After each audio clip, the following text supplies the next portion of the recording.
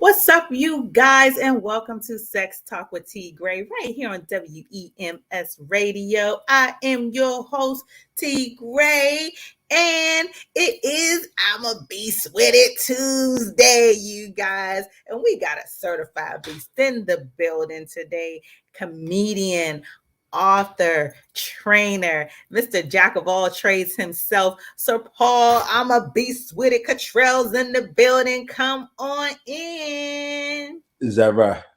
Hey, how are you? Everything's tranquil. I can't complain. How you feeling? Everything. Oh, I'm sorry. I gotta put my smooth voice on. I ain't know I was about to get everything's tranquil. Mm, Everything is everything. That's how we talking tonight. it is what it is. So welcome to Sex Talk with T.Graye. Um, you have so many things going on, you guys. I don't even know if an hour is enough time to tap into all of this young man's talents. But for those of you who don't know, and I say jack of all trades because you do so many different things. You've written so many books. You're a comedian, you're a trainer. You just put out a super dope ass, kind of explicit comedy album. But just for people who don't know, give them just a little bit of your story. Shit. I'm from Cambridge, Massachusetts. My name's Surpaul Cottrell. They call me Beast. Business, entertainment, and serious talk. See his KMG behind me? Kitchen Music Group. But I'm into the music industry and management. Um, I just did 12 years in prison for drug trafficking. You know, my whole movement's all about going from handcuffs to cufflinks. Okay. You know, struggle to success, trying to take all that negative that I've been through and turn into something positive. You know. Most definitely. Uh, what else? What else would you like to know? So from drug trafficking to writing, how was how was that transition? Shit. Honestly, I never read a book in my life until my second year incarcerated. Mm, My first incarceration. Um, I was 20. Read my first book called Whoreson by Donald Goins. Whoreson. mhm. Um, that was a great book. Took me 2 days. I couldn't put it down. After I read that, I said, you know what? I could do this. I felt, that, before I didn't like to read, but now I'm reading something that, caught my interest, something that I could relate to, the streets. I Mhm. started, reading a bunch of street books. That's all I wanted to read, hood books. Then after I finally wrote a book, I said, how can I put this out? So I started reading books on how I could put this out. Start Mhm. my own self-publishing company. And start my own and learn more about marketing and get that marketing jargon down. The CTA and me all this that.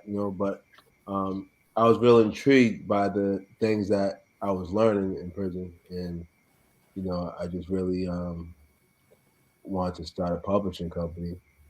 I take everything that um, I learned in the streets, certain principles, and try to turn that into the business world, and with writing, just trying to make some magic happen. That's all.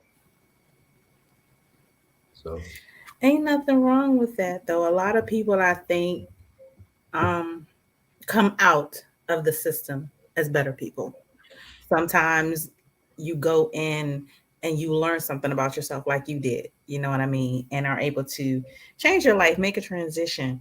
hmm um so again, you do so many things. You do comedy, and you got this comedy album. You guys, you already know we're here to talk about sex, so something had to do with fucking along the way. um Tell everybody about this Beaver Fever, y'all. I listened to some of it. We're gonna play a little bit for the audience, but it is a trip. Most definitely. And the people who I know who I've like, yo, kind of turned them onto it.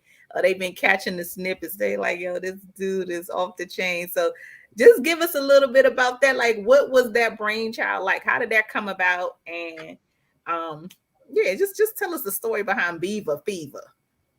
Well, it's that locker room talk. When some guys gather up or get in prison, funny stories just come out. Mm-hmm. And at the end of the day, everybody got a Beaver Fever story. You know what I mean? A Beaver Fever story is just, something interesting, something real funny, and something that someone can relate to, or something that's crazy out of this world that someone they never heard of. You know what I mean? Right. Something that's gonna catch your attention and say, I gotta try that, or I wish I seen that, or I could picture that. Or that Mm-hmm. was mad funny. So um I was just thinking, just zoning out, just those old thoughts just came in my head. I just started jotting them down. You know what I mean? And that Beaver Fever just came in my head.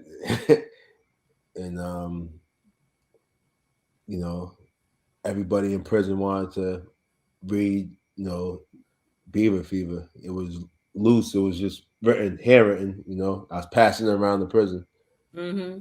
for years, and it got real popular. And everyone's like, "You gotta put it out. You gotta make an animation. You gotta make a movie. You gotta do this, that."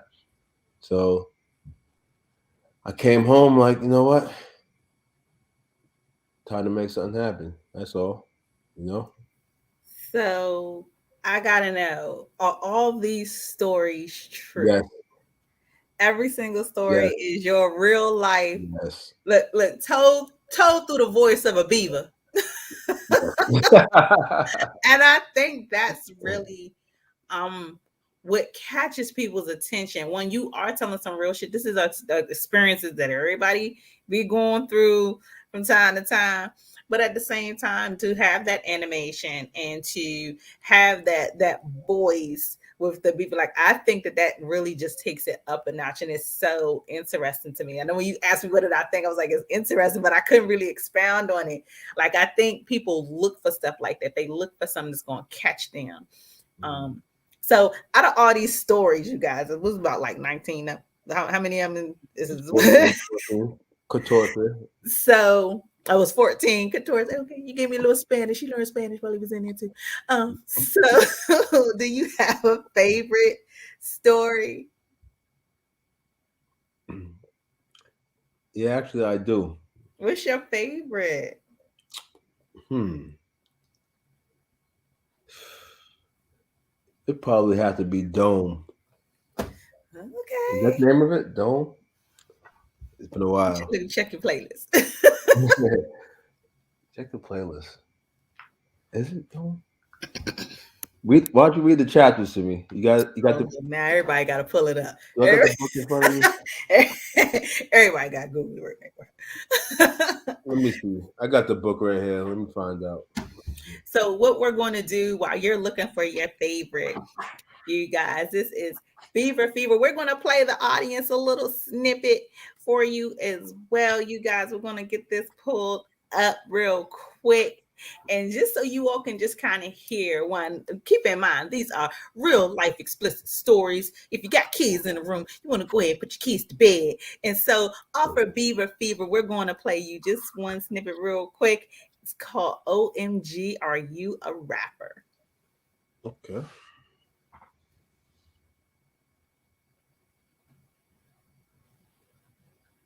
Oh, technical difficulties. Why it's not playing for us? See, this is what happens when you lie, bro. When you Check the lie. volume. There you go.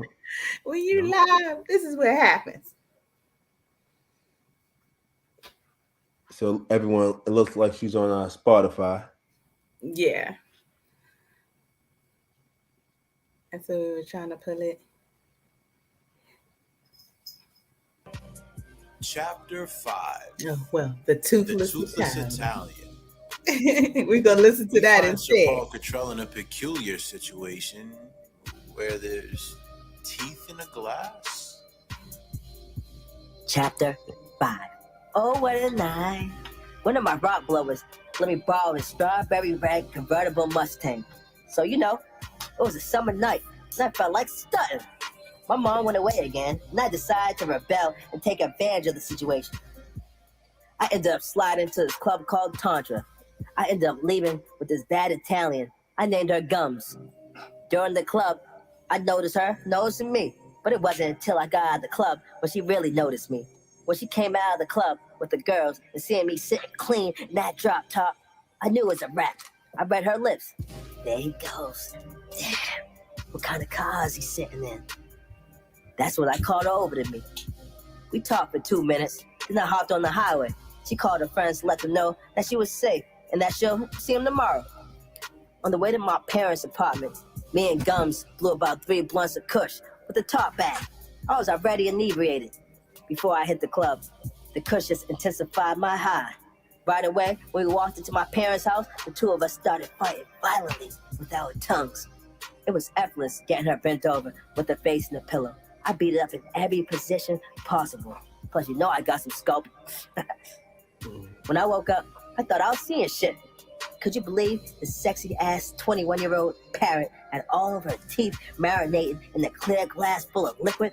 Not any old glass, but my father's personal drinking glass. There's no way in hell a female should look that fly with not one single tooth in the mouth. Sorry, Dad. That's why I threw out your glass. I apologize. What are you apologizing for? My father. So, you guys, that is just one of the many stories that is shared within this comedy album. Um, so I get, you're saying that it came from your experiences where you were locked up and men just trading and sharing stories. Why was it important for you to put this out in particular? Why sex as opposed to any other topic? Sex sells. At the same time, I got a daughter now. She's 14. And, I think I wanted to hear, be mindful of what she does growing up because dudes do talk. Too Dudes much. like to kiss and tell. Too much. And, We could talk about that later in the show. Why y'all talk so damn much? but since you want to add your 2 cents in, women talk like a motherfucker. So, you know, fair to say, but go ahead, continue though. No, but y'all can't hold water though. Like, why is that? Why is it when it comes to sex, like men can't just keep something to themselves? But see, and y'all always trying to make it seem like it's us. It's not us. Y'all be so quick to tell it. I Why hear is it? you, but honestly, I think that's younger men. But I think women tend to tell more, and y'all fuck up because y'all tell your Mm, girl so and so got the D, da da da da, whatever y'all call it. Next thing you know, your girl's curious.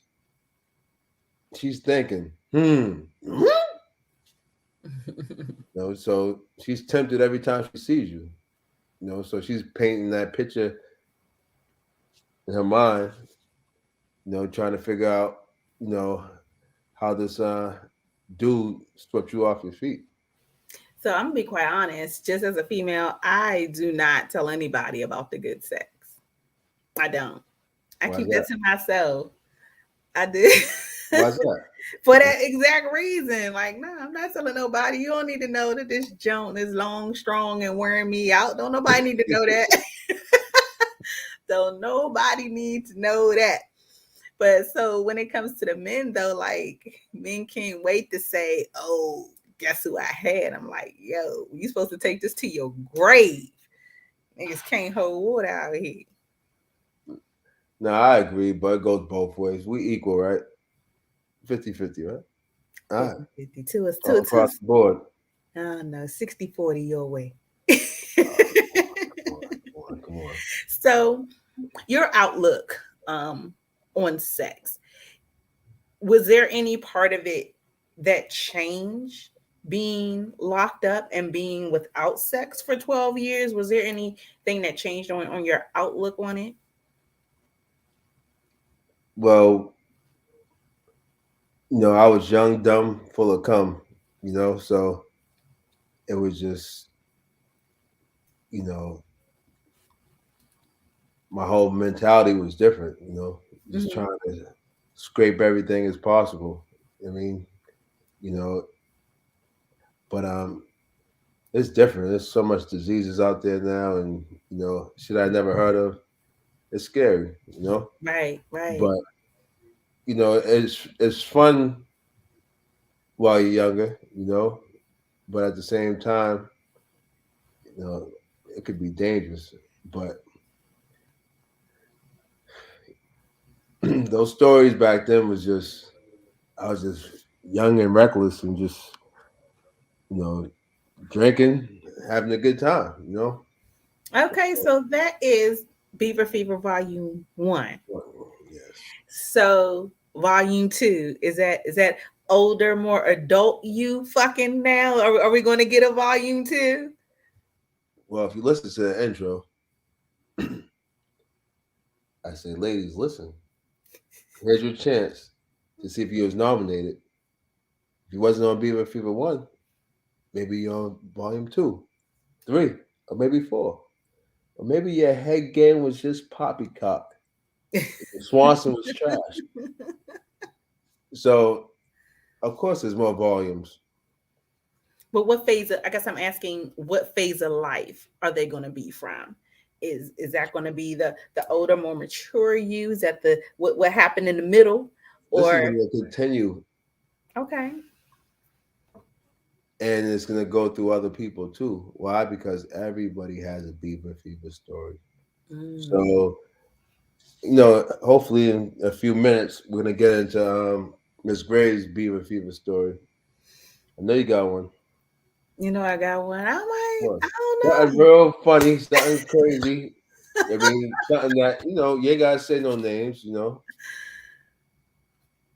Oh man. So I don't know. I don't know. I don't even think I had no crazy stories, y'all. I ain't even Oh, gonna shit. You on the grill call me? bullshit on that. Everybody got a Beaver Fever story. Yo, I don't feel like I have any stories that's like CD worthy. And I ain't even gonna lie, I wish I did. But I feel like all of my crazy sex stories, they first start with weed. I ain't even gonna hold y'all to that. Like I was probably high whenever it happened. Oh shit. I was, I was probably high fiving Jesus, and you know what I mean. Something extraordinary happened that night. All my best sex stories, I swear to God, they happen under the influence of something. Sober sex, I swear. I'm not gonna say I'm no It's slouch. different. I still turn motherfuckers out, but all my great sex stories is either I was high as a mug or drunk, and I'm like, dang, somebody should have wrote that down. Nah, it's gonna come to your mind. You're gonna sooner or later you're gonna be like, oh shit, I should have said this. I don't know. Yo, we got to work on that. I need everybody to look. Send T.Graye your Beaver Fever stories and see if they make it to one of these volumes. But I listen to a fair amount um, of your stories and the way that you tell them, and I think that that's the part that I like the most is how you tell it. It's almost as if we're just sitting having a conversation kicking it. You know what I mean? Mm-hmm. It doesn't seem scripted. It seems as if we just homies, and you just telling me about this girl you just smashed. And I, but I like that though. I like that it doesn't seem scripted. I like that it doesn't seem like there's a lot of fluff to it. You know what I mean? They're short, they're to the point, and you get it and you get that laugh. Are any of your stories, is any part of that also part of your stand up? Now, all the stand up shit, I never did no stand up. I mean, my whole thing is when I say comedian, I say comedy album. And, it's just funny stories I put together. But as far as comedian, people always just said, "Yo, yeah, comedian." I mean, there's so many funny dudes out there that aren't funny to me. They call comedians. Mm. I respect it. I mean, so I just say jack of all trades, master of none, whatever. I mean, so that's the title I like. Well, that people gave me, but at the same time, I never really thought I was funny. But when I listen to Beaver Fever, every single time I laugh because it's like it happened yesterday. You know what I mean?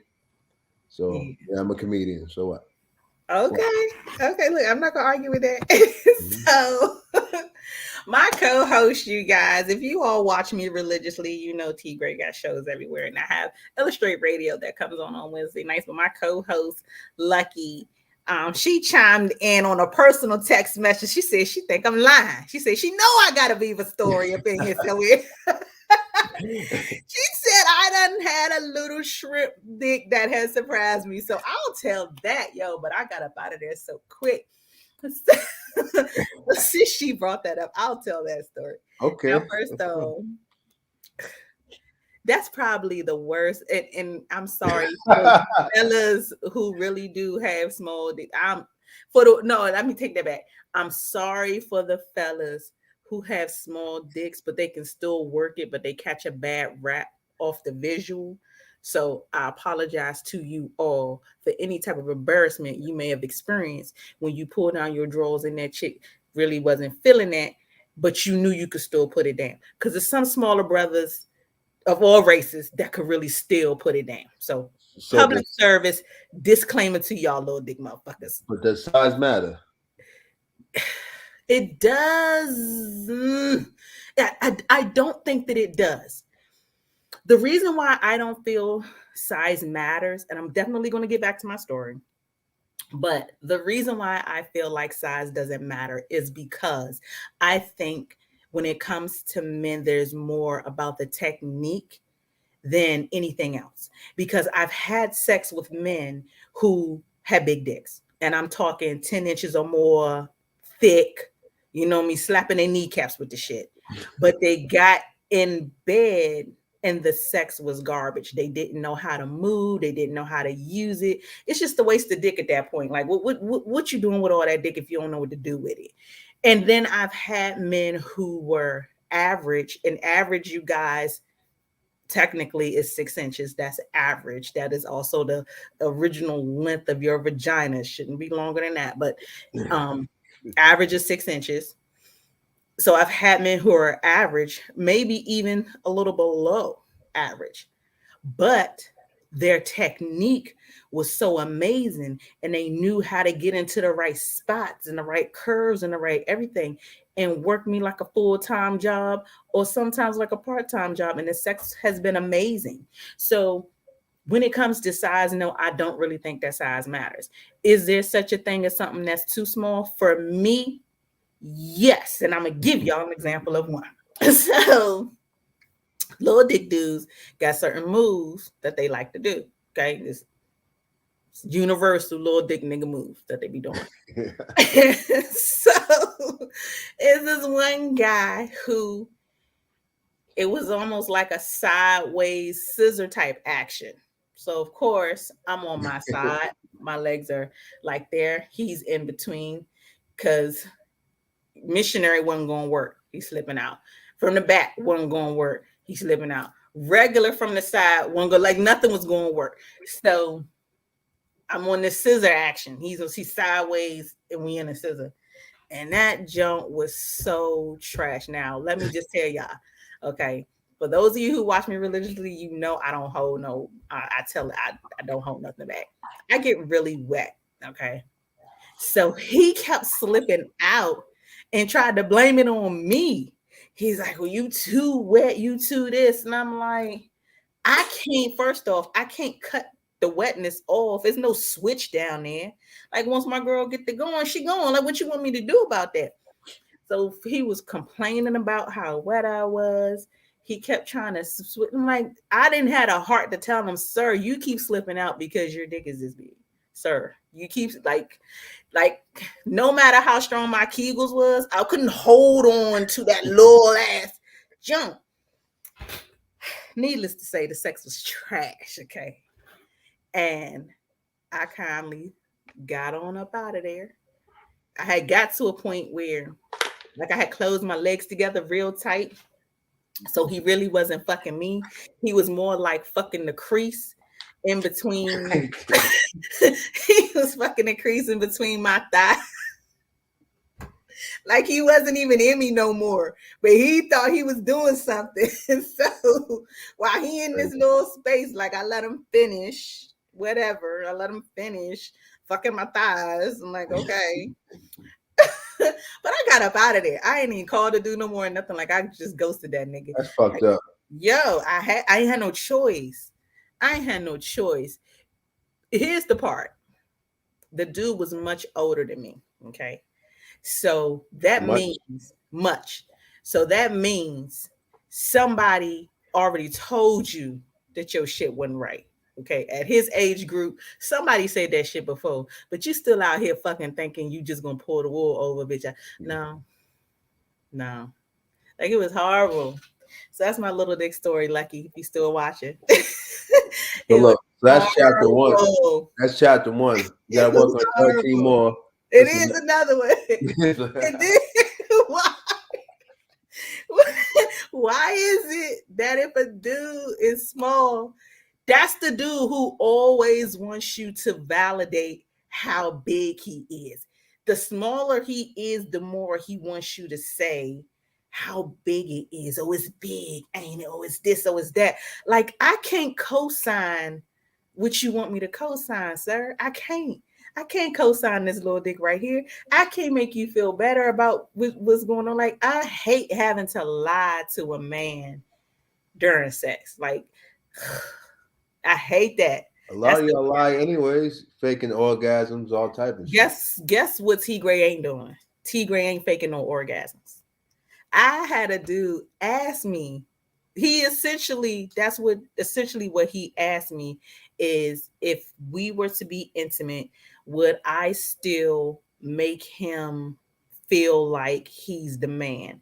Like, even if it wasn't that good, would I still at least, try to show it or try? And I said, well, what do you mean? Do you mean if I'm going to fake it and try to boost you? He was like, yeah, just to, ease a man's ego. I said, hell no, you got to work for this shit. No, I'm not lying. No, I'm not faking no orgasms. No, I'm not going to make you feel better about it. You're going to come in here and you're going to put in this motherfucking work. And if you don't work hard enough, guess what, bro? You got to work harder. If I didn't come, guess what, bro? You got to work harder. You got to be a better listener. You got to be a better lover. Like, it's not my job to fuck you and your ego. That's not my job. My job is to fuck you. My job is to wear you out the best to my ability. Okay. That's whatever it is, whatever skill set I have a specific set of skills. Whatever specific set of skills I got, when I get in that bedroom, I'm going to pull out all the tricks. And if something that I'm doing is not sufficient, as a woman, it's going to mess with me. So you tell me what you want. You tell me how you like it. God damn it, I'm going to give it to you. If I can't make you come, or if there's something lacking on my part, guess what? I'm going to drink some water. We're going to take this 20-minute break and I'm coming back to the drawing board because I'm going to get it right. I need for my partner to have that same type of tenacity about getting me there. I don't need massage my ego, make me feel better about me. I'm insecure. I need this to be my level of security. I don't need the bedroom to be that place. I feel like outside the bedroom is where that mental stability comes in. I feel outside the bedroom is where I can lift you up. I can praise you. I can put you on a pedestal. I can, help to boost your ego, your level of security, whatever the case.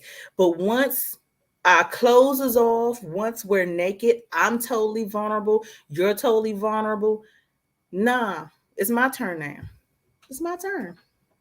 And I'm not wasting my time on faking it. You're going to make me come for real. And that's that. And if you can't, that's also that. I mean, and maybe it's selfish.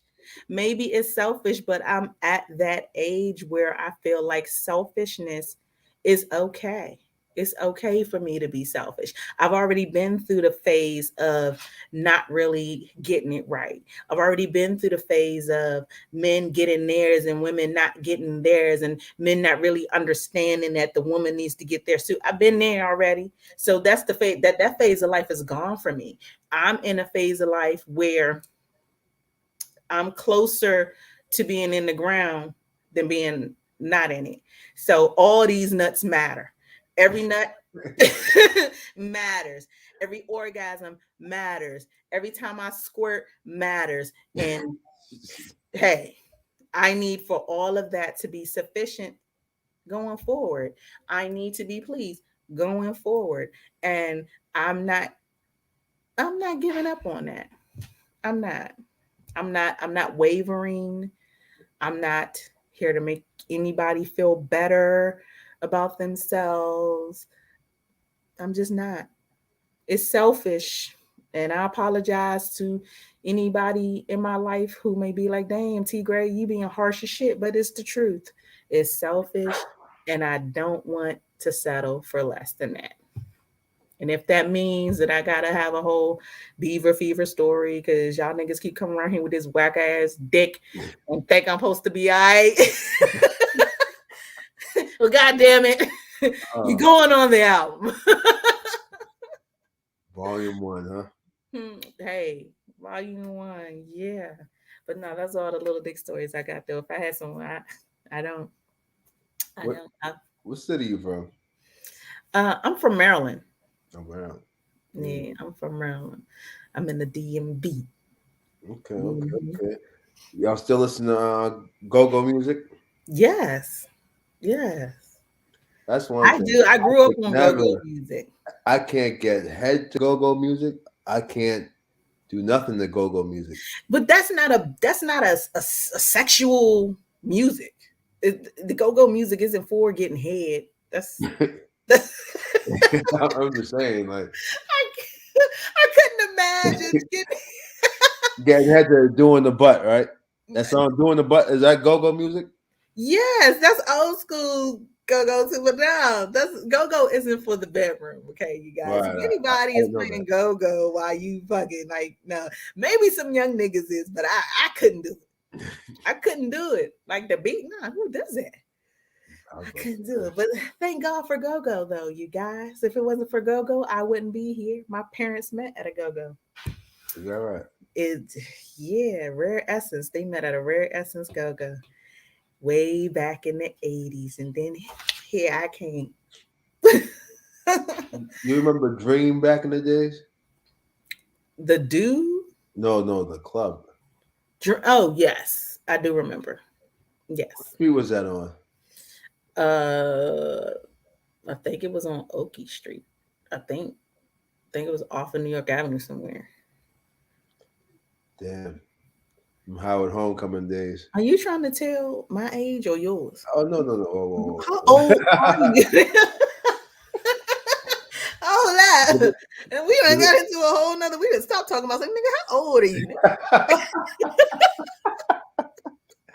Oh, shit, huh? You got me. I'm just saying. Come on and tell. Ain't nobody gonna know but me. Come on and tell the people. No, you ain't gonna tell nobody. 24. I'm gonna Google your ass when we get off. That's crazy. Birthday coming up. Whose birthday? Your birthday? Yep. Okay. Libra. Okay. How old you gonna be on your birthday? Young. Don't make me feel older, please. You the one asking me about Dream. Listen. Okay, I'm not ashamed. I will be 39 this year, you guys. Okay. But your girl look good though. The black don't crack over here. Black don't crack. So tell me, what is the most important lesson that you've learned about yourself sexually along your journey at whatever age you are now? And I'm just gonna go ahead and assume you're older than me because that's just what we're gonna tell the people. That is more important to make your partner release their fluids before you do, Okay. multiple times. Is that for men or is that both ways? Should the woman also focus on making that man bust first? Damn right. I mean, it's kind of a competition thing, but if a woman's sitting back on the back, she can't focus on that. If a boy's doing his thing on top, you know. But I would say,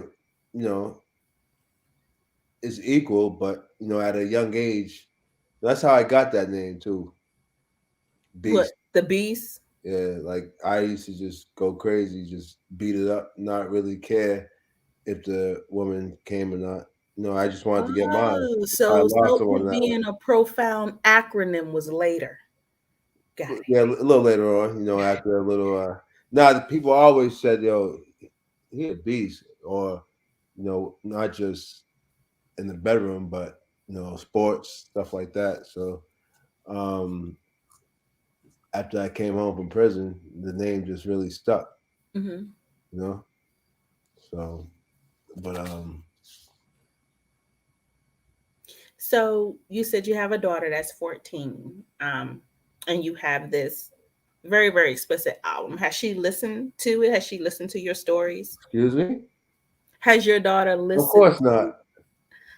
I mean, I don't know. Yeah, I don't know what kind of parent my you like. to my knowledge, So, what is the discussions like when you're talking to your daughter about sex, or what's most important to you as a dad to convey to your daughter about sex? listen, it's not that it's all cracked up to be. You know, um, I just try to have a genuine conversation with her, and she doesn't really like opening up. So it's kind of difficult. And I'm still learning how to do that. Remember, I was Okay. away for 12 years. Hmm. So when I went to prison, she was 6 months. Oh, wow. So basically, raised her behind the glass. So Okay. So there's a lot. There's a lot of layers there in developing that relationship of father daughter and then being able to have those kinds of conversations. That's a it's tough. lot. It's tough. I can believe it. But you're a beast with it. So I'm sure you got it. I'm sure you got it. If you ever need some advice, that's what I do for a living. If you ever need some advice, I got your Yeah, back. Off, appreciate it. off the live, probably if you ever need some advice. Seriously. Thank you. Yeah, because it's important, um, what we tell our daughters. I don't know if it would be different from what I would tell my son if I had one. Probably a little bit, but maybe not too much. I have three daughters, two are in college, one younger child. And I think I probably tell them too much, but I feel like it's made them better because I am so open and because I give them wholeheartedly what my truth is and what my journey has been. Um, One, so that they understand that their mother is real, their mother is human. I don't believe or um, condone when the parents are like, they've never done anything. Wait till marriage because that's what we did, knowing they was fucking and dancing on tables and sucking 20 dicks at a time. Like, don't don't lie to your kids. Um, so I'm very transparent. And I think that that part is what makes all the difference because then it opens up the lines of communication for your children. It gives them an opportunity to see that they can trust you.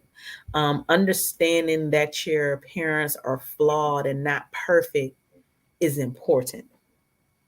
Is important because when you have this visual of your parents that they're perfect, then in your mind you think that's what you have to live up to and that's what you have to be. And then if something that you do is imperfect, it's harder to communicate that or be willing to share that. And so it's important to be who you really are with your children as you talk about that journey and as you talk about your own life and some of the experiences that you've had so that they can see where's the right and where's the wrong in them. And then they can make better choices. Um, I am, I was a young mom. So I was pregnant when I was 18, had my first daughter 3 weeks before I turned 19. And so to be a young single mom, 2 kids by the time I was 21 to where I am now. And those 2 kids are in college without babies. I call that a win. But I think that I can call that part a win because of the type of communication that I've had with them, of the type of discussions and how open I am with my children, so that they understand, the ins and outs and what sex really is and what it really means. And, you know, I give them the glorified side, but I'll give them the real side, the scary side, the fucked up part. And I don't leave anything out in between. I don't try to make it seem like I was some saint, but I let them know, hey, here are my mistakes and here are my flaws, and this is what I went through, and this is what I learned. So you could be better than that. So I think that part is important, you guys. You all just take that piece with you as you're shaping and molding these young minds, these children, these boys who will one day be men, and these girls who will one day be women. Be cognizant of how honest you are. Be very cognizant of how honest you are. And don't make it seem like the double standards um, don't exist, but don't make it seem as if they're going to ruin them either. You got to be just as honest with these boys as you have to be with these girls. If you're a mother of boys, everything can't be these fast little girls, these fast ass girls. Everything can't be that because you was fucking a daddy. Everything Mhm. can't be these fast ass girls. If you're a mother of daughters, everything can't be, oh, all the boys want to fuck. All you ever want to do is want to fuck. Everything can't be that because their daddy was fucking you. So, it's just being real. Just take that piece with y'all for a minute. Just a minute. Just a minute. So, getting back to you, Beaver Fever. What's up? What can we look forward to from you next? Definitely volume 2. And definitely a show, Okay. a Beaver Fever show, like all those episodes reenacted. Reenacted. Yeah, So, like a show, is like this porn, bro? Are we? When you say reenacted, like you mean in a funny way where everybody can watch it, yes, or you mean like Pornhub only? nah, We funny. doing OnlyFans, private party? Like what type of show do you mean? What type of reenactment? Nah, I just saw some funny shit. You know, or some everybody hates Chris type shit. You hear the tracks playing. You feel me? Mm-hmm. But you're just seeing funny shit. I mean, but it's TV friendly, HBO friendly. I think that'd be really, really dope. So we are definitely in an age where skit comedy and sketch comedy is, you know what I mean? Even Country Wayne made $1 million from that. And just listening to some of these stories, I could definitely see the visual. Like as I'm listening to the one about the Italian chick with no teeth, I could see the teeth sitting in the cup. You know what I mean? We always on social media, especially when it comes to TikTok, see these viral videos of people who look horrible. And I've seen the white chick who puts the teeth in, puts the makeup on, and she a whole nother bitch. But you know what I mean? Like, I think that that's hilarious. I think that seeing some of these things come to life in front of us on the screen would be really, really dope. It'd be really, really dope. Go ahead and cast your girl in one of them. I'm down. Nah, that's I'm definitely down. I that's wouldn't even care how embarrassing it'd be. I'm down. Seriously. you got that coming. Then the Beaver Fever podcast. Already shot a Okay. couple of episodes. Okay. Cut. Howard Stern meets.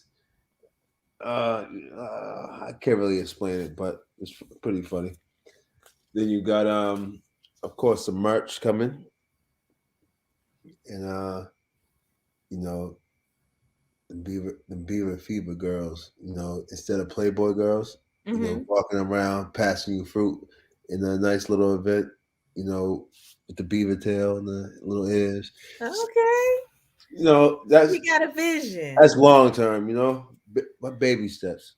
It But you takes know time what to though? make a Ain't cake. nothing wrong with them baby steps, bro. Like You know? I'm excited for you. I'm excited for you. And I'm excited to see your vision come to life. You know what I mean? It's already come to life with your Beaver Fever Volume 1. So I can't wait to see more be added and everything that you do with that brand. Um, but besides this awesome comedy album, you guys, he is also an author of how many? 6 books? 7. 7 books. I'm sorry. Seven. Siete? Siete. We still speak in Spanish. Yes. Siete. Yes. See. See. So tell everybody all your other books and where they can find them. So you got Beaver Fever. You got I Love You Doesn't Mean Shit. That's a romantic dramedy. Mm-hmm. Um, you got Surviving the Dating Game, Mm-hmm. subtitle 50 Secrets a Woman Must Know Before Dating. You got State of Addiction, Restorative Justice from the Mind of an Ex Drug Dealer. Mm-hmm. Deep. Um, you got Lessons as a self help book. Um, you got Jaws of Death that takes place in two prominent projects in Boston, Mission Hill and Heat Street. And the last book you got is called The Cottrell Method. Mm-hmm. Cottrell's my last name. It was my Mm-hmm. method to success while I was behind that barbed wire. But that's it. I saw 7 books. So you touch on so many different things. You have drama, you have self-help, you have relationships, you have sex. There's so many different facets to you and to what you bring to the table as a writer. Is there anything that you want to write about that you haven't touched on yet? Yes. Like what? I'm saying I'm trying to write that mystery book, that sci-fi book. But at the same time, you know, after I sat for a total of 15 years of my life in prison. Mhm. So it's like I just got notebooks and notepads full of just topics, book ideas. You know what I mean? So if I sit there and pull that out one day and just start zoning out, Mhm. that's the plan. I want to always be working on a book. I've never wrote or read a book on the street in my life. Mhm. So it's just I'm trying to slowly get into that. It's just you know I I wrote so much in prison that and showed so many people how to write books. I mean, and had classes and all that. Oh, by the way, I'm about to do an online course, show you how to write a book in 30 days if you're interested. But Okay. you know, I'm just I love writing, I love reading, but it's not enough time in the day. But at the same time, that's bullshit. I mean, you could write a page a day if you really want to. Mhm. So Mhm. I gotta practice what I preach. That's all.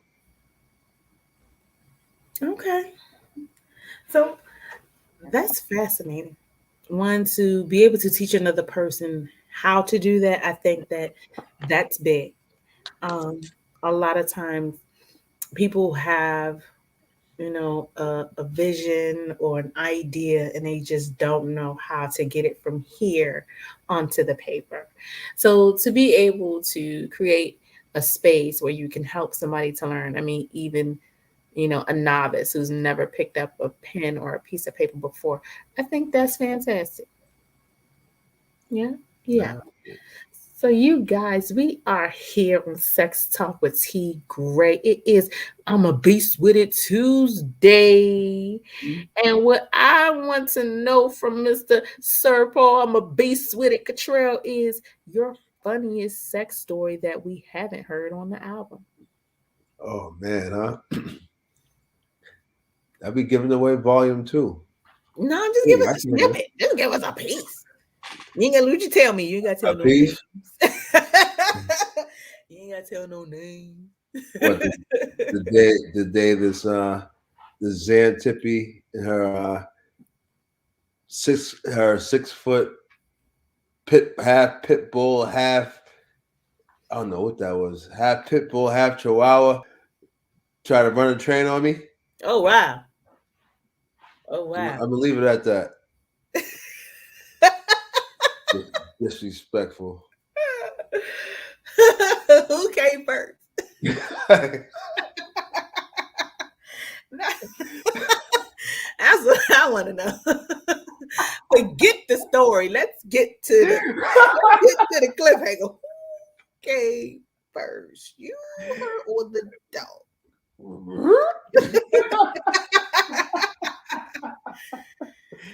Who's giving up the better hand game? I don't know. Crazy. I feel like I seen that before somewhere where the dog came in. Was it a movie I was watching and the dog came in and started licking the dude's balls? No, what you was watching? I feel Oh like shit! Stay off the internet. what do you do? What do you do? Like it feels good, but it's not right. Like what do you?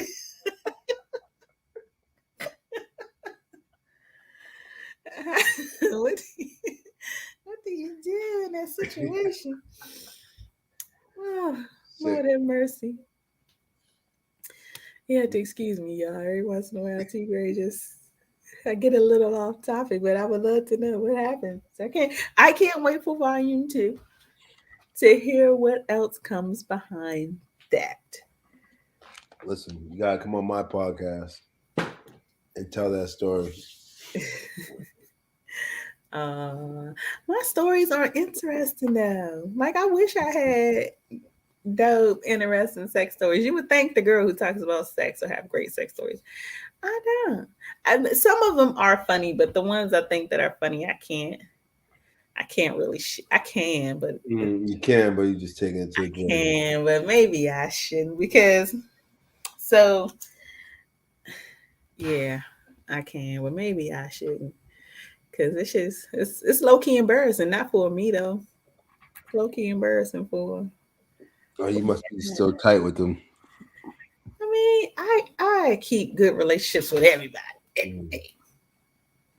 I keep good relationship with everybody. I know one time though, this old dude, I low key like fucking old niggas. So this old dude, like Hold on. right before we get this. What's old? What do you classify old? How old is he? Like, what's the oldest dude you'll let splash? This guy has to be close to 70, if not 70 already. Definitely close to it, if not. So that's old. At that age, like That's old. And then, so what was so funny about the situation was, like right before we were kind of getting into it. Okay, he's older, so they need more of a kickstart. Okay, they need a little more pep to get that thing right. The pump? Nah, just work on my part. It's work, gas station pills, alcohol, smooth combination. But work takes a little bit more work to get that job. Wow. It takes a little bit more work to get it where it's supposed to be. And so, like, it took a second. It took a second, but it finally got right. And so when it did, he was like, Shit, I'm so glad that motherfucker picked up because I already had 4 or 5 excuses lined up. Like what? Crazy. Nigga said he had his excuses ready just in case that motherfucker didn't. I was like, God, they 4 or 5 excuses. Like shit, kudos to me for getting this old motherfucker up. Kudos to me. 70, huh? Thanks. Yeah. Yeah. Wow. Yep. So, is there a big difference between a 70-year-old and a 29-year-old? Yes. What's the difference? So my personal experience has been that, and I'm going to group that 70-year-old with older dudes in general. So when I say older dudes, I'm going to say 40 plus. No. I'm going to say 45 plus. 45 plus takes care of your body in a whole nother way. 45 plus will make love, fuck, suck you from your head to the bottom of your feet. Like the experience wholeheartedly is better. Better lovers, flat out. I don't care what anybody say. I don't care what your own personal experience has been. T.Graye's personal experience, and I'm not a hoe, but I done fucked enough niggas to know that 45 plus is where it's at. If you want to have a great sexual experience, and if you want to save your knees and back, because they're not fucking that long, but it's just a better sexual experience. They take care of your body better. The notion of making sure that the woman or your partner comes first, that's they know that. You ain't got to tell them that. It's no second guessing that. They've already figured it out. They've already had the kinks, the bumps, the bruises. They know what it takes to make them a good lover. They got their game plan streamlined and their plan of attack, because again, at that age, nuts are precious and they all matter. And they take so much better care of your body. Like just whew. These young niggas, these 29s, 30s, under 35, I ain't got time. I tried it. Okay. I'm gonna be quite honest with y'all. I tried it. I'm not full on and cougar age, but I'm sort of Puma. Like I tried it and it just wasn't fun. It wasn't fun. They did not take care of my body the right way. I don't feel like having to stop and teach a nigga nothing. I'm at that age. I don't feel like it. I don't want to have to teach you how to be a better lover in the bedroom and still teach you how to be a real man outside. Like that's a whole nother job. But they don't take care of your body in that same way. And then everything is always just about their nut. You can't have a great sexual experience. And if you're masturbating, of course, it's about your nut. If you're masturbating, of course, you can have a fantastic sexual experience by yourself. But if there's another person in the room, I don't think that you can legitimately have a fantastic sexual experience if the only focus in your mind is your own nut. I don't think you can, because I believe that you have to be able to put as much emphasis, as much passion, as much sensuality, whatever. I feel like you have to put that in your partner, let your partner then put that into you as well. And that makes for a fantastic sexual experience. Like, you ain't got to love the person. You ain't even got to be in a relationship. You can have a dope ass one night stand, but it's because there's a equal exchange in that energy. There's an equal exchange in the passion, in the level of seduction, in just all aspects. You don't get that from younger dudes. You don't. They haven't learned it yet. It's not important to them yet. They think they know everything. What you gonna tell a nigga that think they know everything in the bedroom? What you gonna tell him? What you gonna tell 29 who really ain't been fucking 10 years maybe? What you gonna tell him lined up to a chick who been fucking longer, double his time, and know some shit? But you can't suggest, you can't tell them, you can't like try to guide them, educate them. Like they not trying to hear that shit. It's like, oh nah, they know, they think they got it because all they've been fucking is younger chicks who don't know that they not getting good dick in the first place.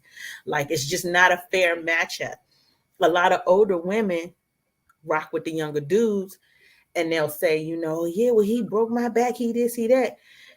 That's because that's all the fuck y'all wanted. Y'all just wanted to get that quick one off and let him come on in here and just do that.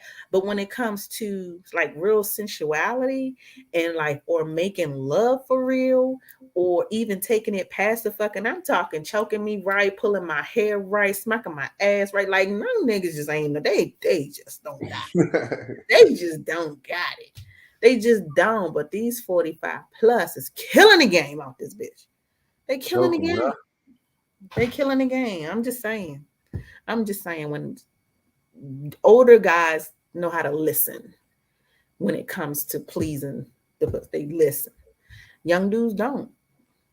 Young dudes don't. And as far as I'm concerned, I ain't for teaching nobody nothing. I don't feel like it. Don't feel like it. If I'm going to give you a class, goddamn, you're going to pay me per hour. If not, I don't feel like it. Nothing wrong with that. Yeah. Yeah, definitely. If, you know, I'm sure there's a lot of cougars who would say something opposite. You know what I mean? Like that's all they want, but that's because they don't really want to talk to those young niggas. They just gonna let me throw you this money, go get your hair cut, little boy, and that's it. You know what I'm saying? I get it. I get not wanting the attachment, not wanting the headache, or you know the other parts that may come to an older dude because you got to feed them niggas.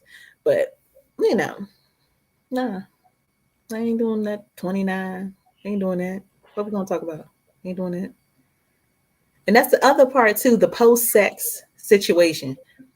If we not sleep, what if we still up? What if I'm on some chill shit and I just want to kick it with you, laugh with you, have fun with you know what I mean? You can't do that with these young dudes. What you gonna talk about? Ain't got nothing to talk about. Tennis shoes? Ain't got nothing to talk about. Ain't got nothing to talk about. So that's my 2 cents. That's my 2 cents. Any more questions for T.Graye before we head out? I need that Beaver People story. I know you got another one. Not now, but I need that interview in the future, okay? I got you. Say less. You let me know and I will be there with bells on.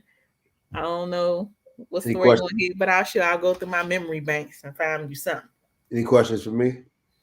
No, but I would like for you to tell the audience where they can find you, give them all your social media, and how they can download Beaver Fever. Well, you want to go to Spotify or any music platform and type in "I'm a Beast" with it. IMMAH Beast, WITIT, and Beaver Fever will come up. But you can go to my website, Cottrell Vision, COTTRELL Vision.com. Instagram, I'm a Beast with it. Cottrell_Vision. Or Surpaul Cottrell on Instagram, SURPAULCOTTRELL. And of course, Kitchen Music with a Z _ That's it. Tap in with me. All righty, you guys, you make sure that you definitely do go follow my guest. Download Beaver Fever, get you these laughs, listen to these fantastic stories. And if you have stories of your own that you want to share them with the bruh. You never know what may come around from it. Hey, share that shit with me because I want to talk about it too. We might just have to include ourselves on a Beaver Fever segment on the show. I might just steal your shit right here in front of your face. So we Ballsy. At least I'm honest. I'm telling you right here. We might. That's real. Might.